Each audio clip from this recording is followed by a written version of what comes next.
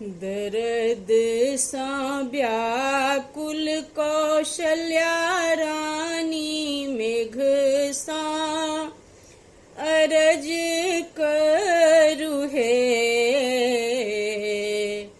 दर्द सा व्याकुल कौशल्या रानी मेघ सा अरज करु है। मेघ जनी बरिसा अबध के धमुआ की राम जी जन्म ले लहे।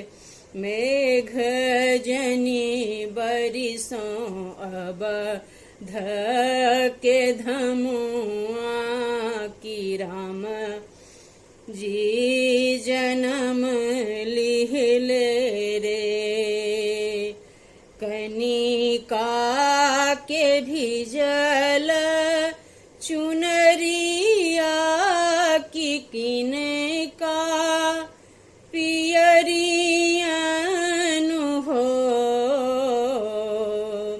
ललना रे कनिका के भिजल मुकुट बाकी राम जी जन्म लिहल रे।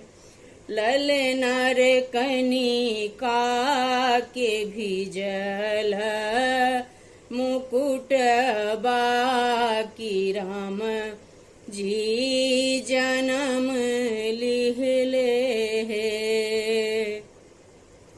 कैकेयी के भिजल चुनरिया की कौशल्या पियरियन हो।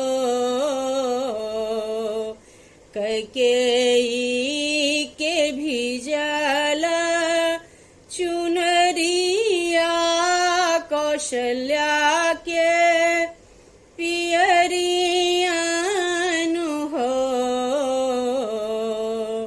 ललना रे राजा के भिजल मुकुट बाकी राम जी जन्म लिहले है।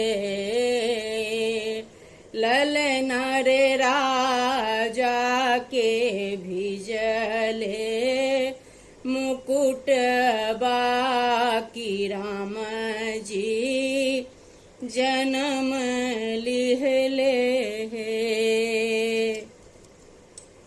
दोस्तों, मेरा ये राम सोहर का गीत था। तो अगर आप लोगों को अच्छा लगे तो प्लीज लाइक और सब्सक्राइब करना। मैथिल गान अपने सबके कोटि कोटि प्रणाम। हमर ई सोहर गीत अपने सबके नीक लागे तो लाइक सब्सक्राइब करी।